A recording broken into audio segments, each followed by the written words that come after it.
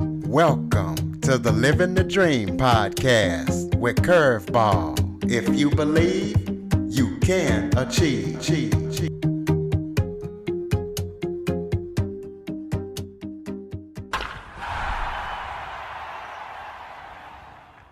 Hello and welcome to another episode of Living the Dream with Curveball.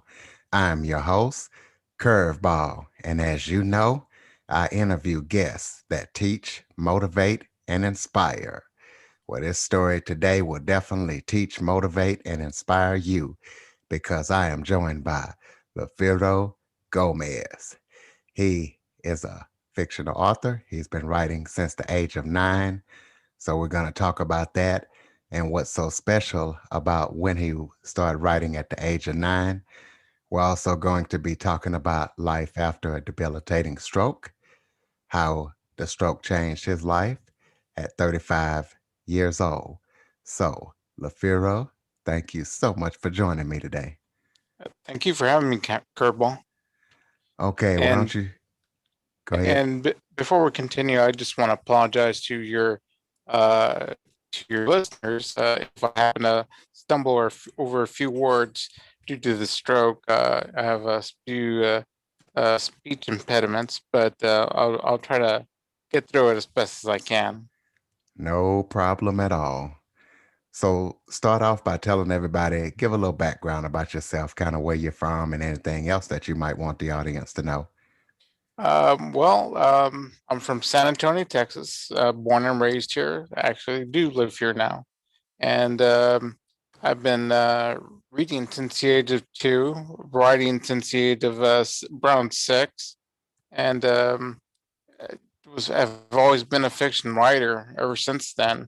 Um, I uh, I was an only child. I lived out in a rural ranch where there was basically no neighbors nearby. Our ranch is about 30 acres, so it was kind of difficult to get to any of the other neighborhood kids. And basically, my books were my brothers and sisters. I grew up with books. I didn't go out too much. I was more of an indoor person and more of an introvert than anything. So, with the passion for reading, I naturally had a passion for writing as well, and living out the stories in my head. Um, So, I apologize. Your bio said you've been writing since the age of 9, but you say the age of 6. yes, So, 6. 9 is when I actually had my first taste of success. yeah, tell us Um, about that. I started writing stories, and I wrote to a story to the Alfred Hitchcock Mystery Magazine, but I also wrote a few stories that I submitted to a local television station, and they actually were interested in uh, some of these stories. So they invited me over to the television station. Went up there with my parents, and they actually decided to choose one of them and film it. They actually, gave me a tour of the television station and everything, and actually began a series based off of the the plot for the story. So it was naturally exhilarating to have something like that happen, to a 9-year-old kid. Well, And what series is that? Tell us about that series. well, it wasn't the series itself was called Kidvid, but my story was called Myth or Fact, and the series itself was actually kind of like America's Funniest Home Videos, kind of, or camera kind of stuff, where people would submit their own videos. But it was only kids that would submit. They were allowed to submit their own videos, but mine was the only one that was actually produced by the television station. Well, talk about your books because you've written a lot of books. So kind of go through each book and just kind of give us, kind of a little synopsis or a breakdown of kind of what listeners can expect if they read your books. Um, for the most part, I write mostly speculative fiction, which tend to be fantasy, sci-fi, or horror. Um, the first two books that I've written so far are fantasy based.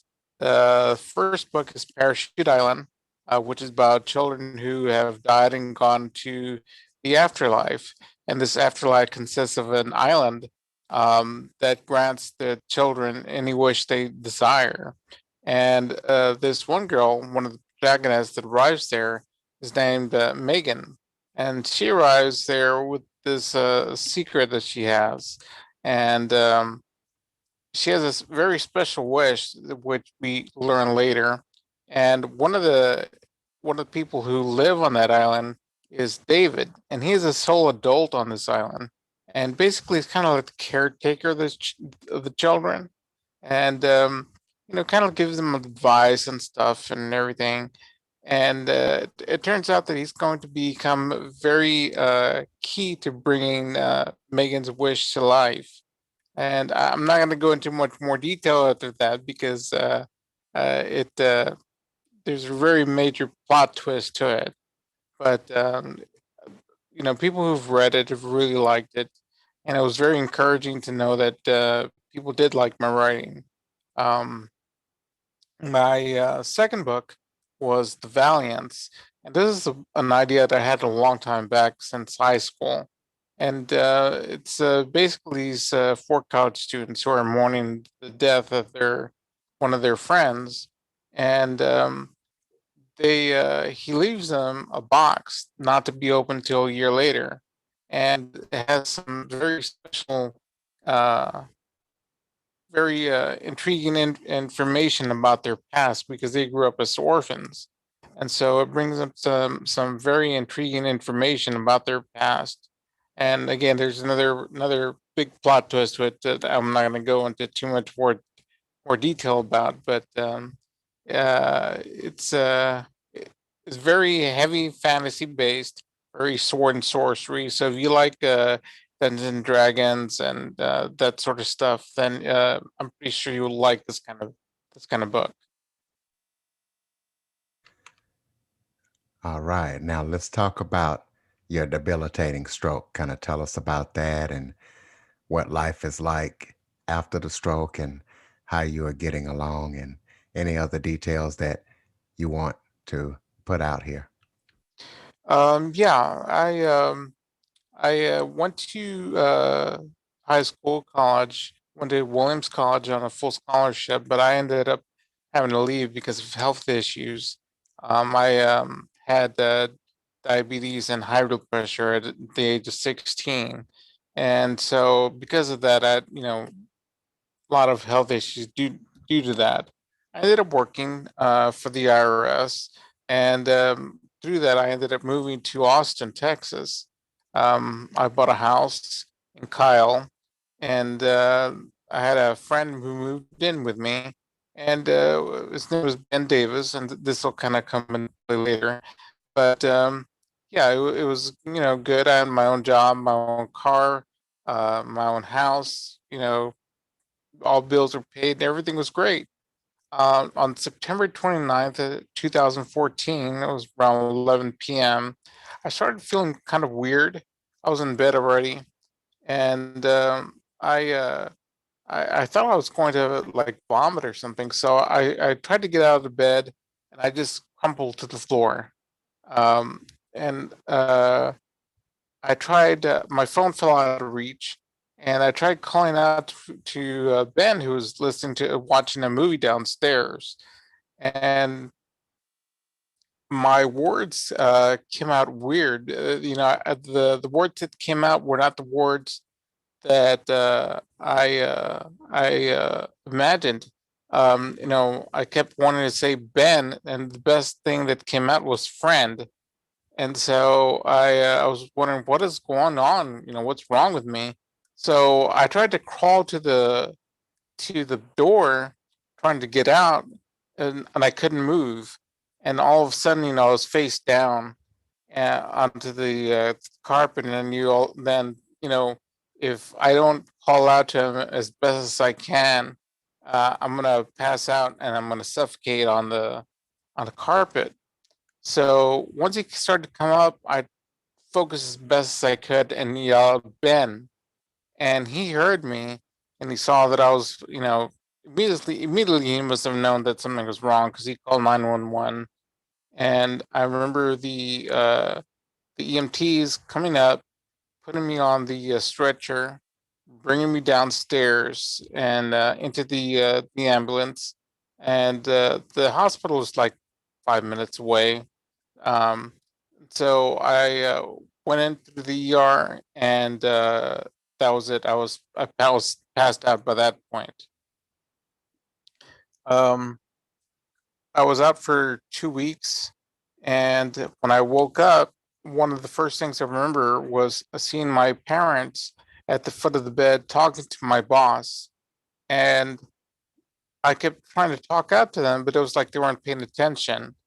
And to me, what they were saying wasn't making any sense. And at one point, I remember them saying something about uh, making a truce between vampires and werewolves, and I kept saying, "No, Dad, don't do that," you know.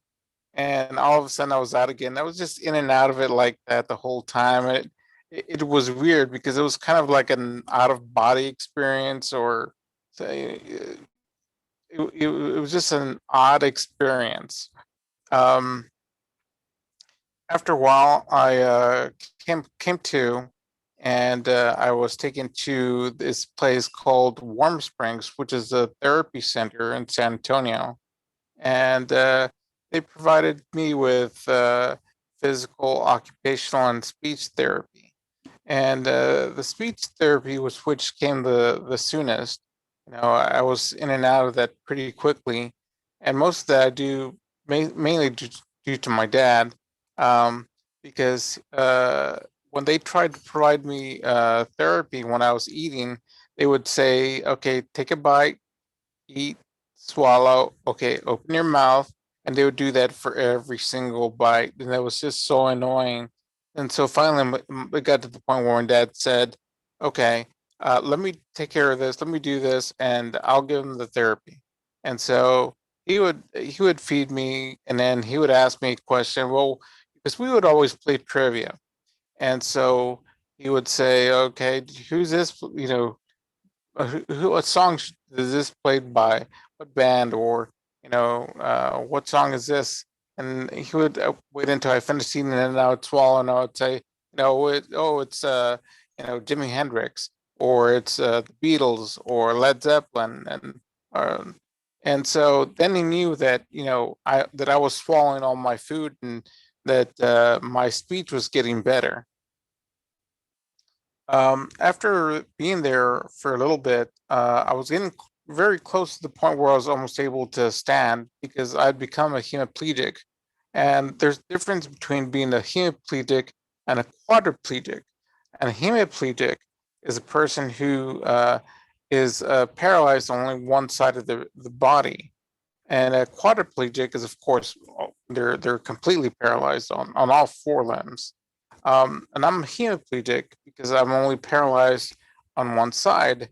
My right leg was uh, was weak due to atrophy, but my left side was completely paralyzed.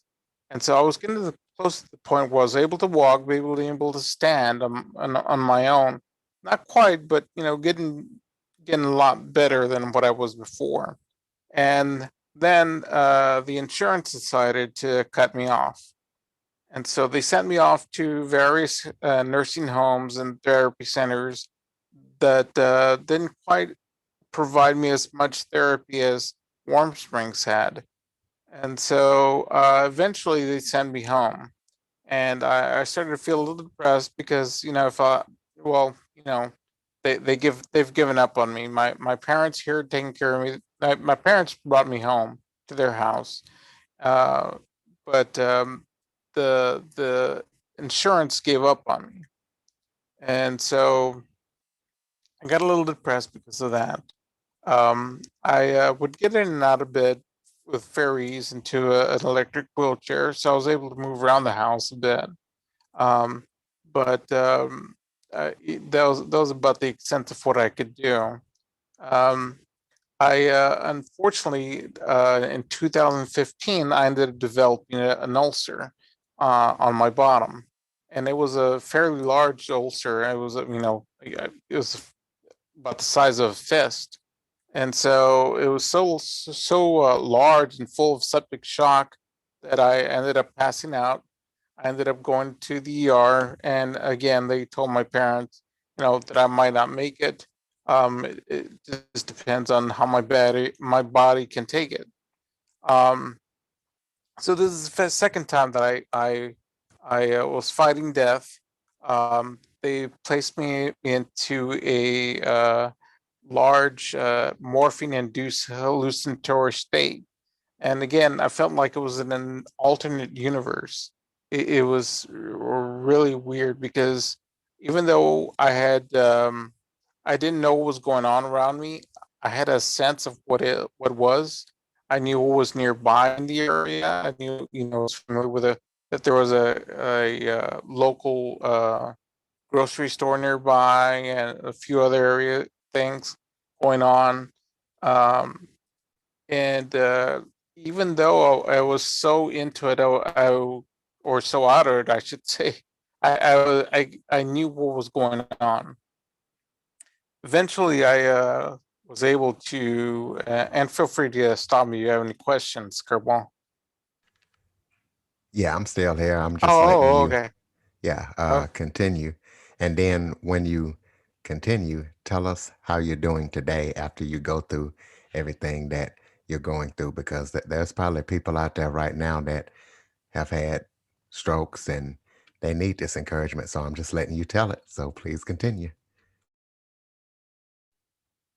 after I left the hospital, I had to end up going back and forth because I had various infections, and one of the problems that I developed was I developed renal disease.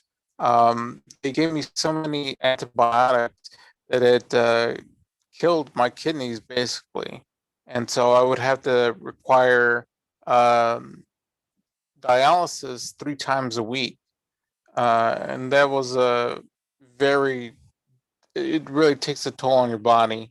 I can tell you that, and that I'm still on dialysis, but um, one of the problems that occurred while I was going in and out of the hospital was I developed an infection on the heel of my right leg, and this one doctor I remember coming in, and I remember him looking very sober, and he tells me, "I have some bad news, and it looks like we're going to have to cut off or amputate your right leg.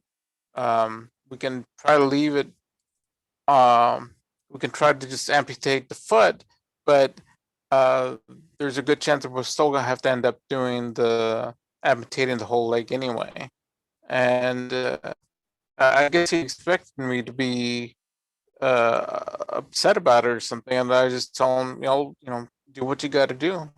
You know, I mean, if you got to do it, you got to do it.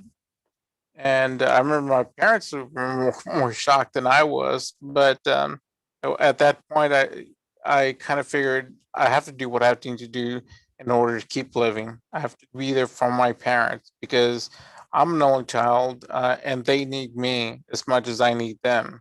Um, so they amputated my leg, and I went home, and I was extremely depressed by that point.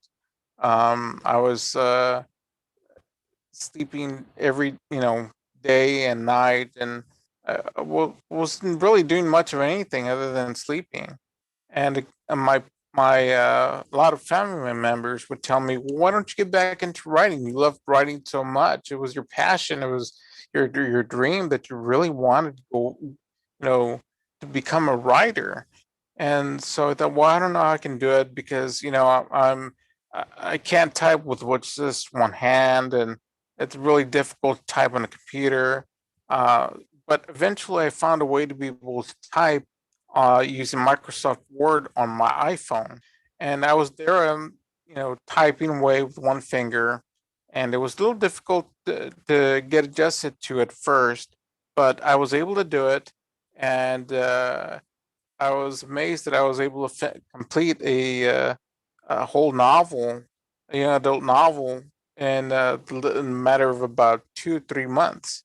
Um, and my mind was working away at it, and I just uh, you know having all this time and being able to really get into the story really really brightened my mood, so to speak. And so I continued to write. I looked into traditional publishing. Unfortunately, it was a very difficult to get even just an agent to be have an agent to look at my stuff. Um, it's a very difficult, very competitive uh, uh, industry to get into. So I looked into self-publishing, and I uh, I look into all the things that I need to do to become a self-publisher, and I knew that I needed to get out there. Even if it meant publishing my own stuff, and I'm publishing through Amazon, and I received a lot of help from my one of my mentors was Dale Roberts. He provided me a lot of insight into how to get into the self-publishing industry, and it's been really helpful to be able to get my work out there, and for to the people to be able to read it. I don't care so much as to selling it as much as having people to enjoy my stories. And Parachute Island was one that I was particularly interested in getting it out there. Um, I don't know if people would like to hear about the background to Parachute Island. Yeah, go ahead and tell us. All right. Yeah, Parachute Island came around. I went to a recital of two of my nieces, and they um, they were roughly around 8 and 10. I want to say, um, maybe a little bit younger. Anyway, I went to the recital, and one of there were various children singing at the recital, and one of the children that were singing was a teenage girl who was singing this song called "Lead Me to the Cross." And a little bit later, there was another boy who played. I guess he was about 10 years old, and he was playing "Imagine" on the piano. And by the end of the recital and on the way home, I already had the idea for Parachute Island in my head about children in the afterlife, and it's just this beautiful story that I wanted to share with people. Um, and so it just came about so quickly.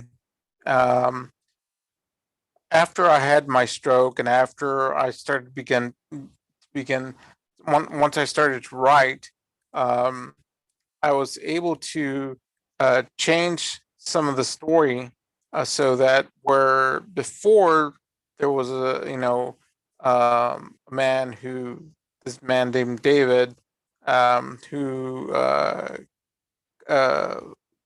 comes back from the dead, and it changes it to be a little bit more along my situation, and so it kind of went from there. So let's just let the listeners know we all take for granted that we're able to walk and that we're able to do all this. Your story definitely shows that you can take nothing for granted.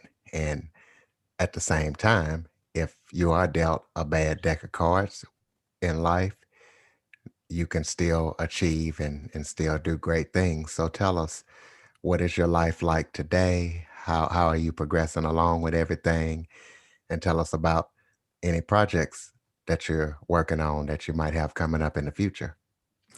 Um, yes, as everything's been doing actually a lot better. My health is a lot better. My eating habits are better.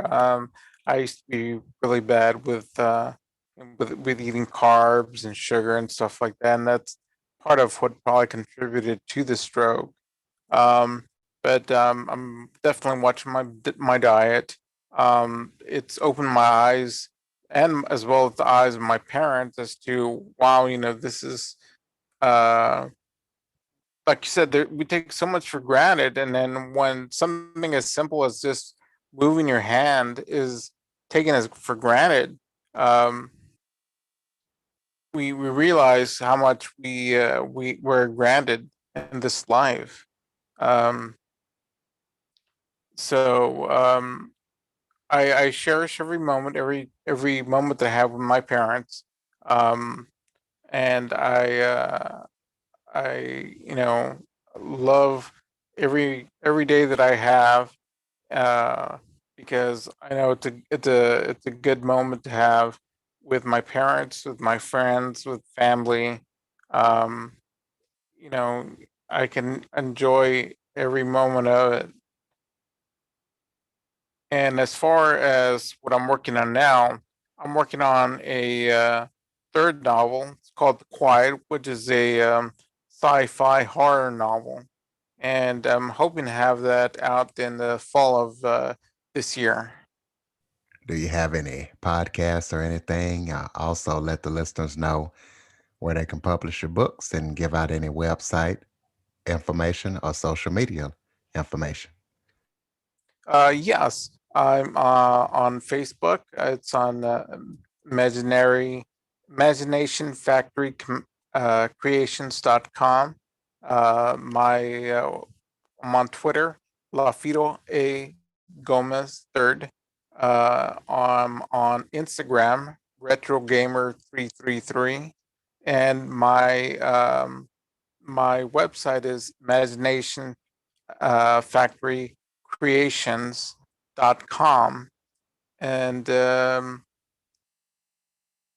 that's about it. All right. Do you have any final advice or final words of encouragement for the listeners before we go? um Enjoy every life, every moment of your life, every day of your life, um because you never know when it's taken from you.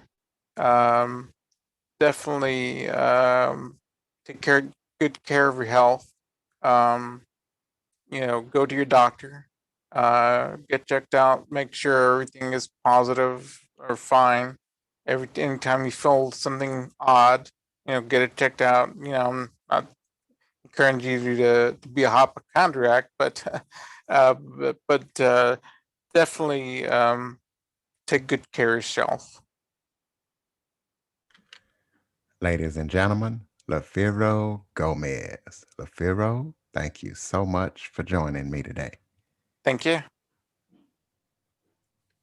For more information on the Living the Dream podcast, visit www.djcurveball.com. Until next time, stay focused on living the dream.